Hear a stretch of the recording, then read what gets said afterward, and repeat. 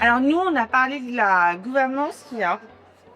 Et ce qu'on a pu constater autant Florina que moi, c'est que aujourd'hui, il y a une gouvernance assez éparse entre les gens qui ont une espèce de gouvernance très knowledgeable, pardon d'emprunter le terme anglais, euh, avec une pratique et une mise en œuvre qui est assez avancée, puis ceux qui découvrent en fait l'IA même, au-delà de la gouvernance.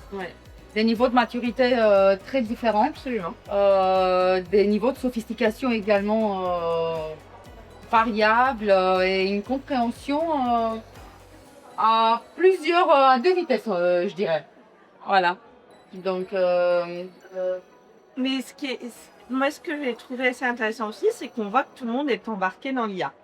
Que ce soit de façon officielle, ou bien même officieuse totalement. Ce qui peut être un danger d'ailleurs.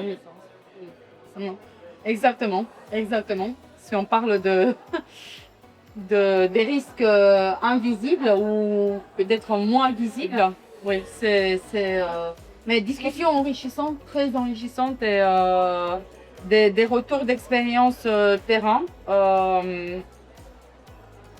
riches, riches. Je pense que c'est extrêmement riche. Si on peut en tirer une leçon, ça va être que aujourd'hui, il y a une mise en œuvre et une compréhension assez éparse.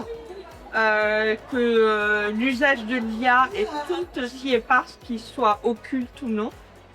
Qu'il y a des biais, les gens n'en sont pas forcément conscients, donc des risques, mais qu'il y a une vraie méthode. Mais alors, elle a plus de pratique que moi, parce qu'elle est legal. Oui, moi je suis plus sur la partie, on va dire, fondation.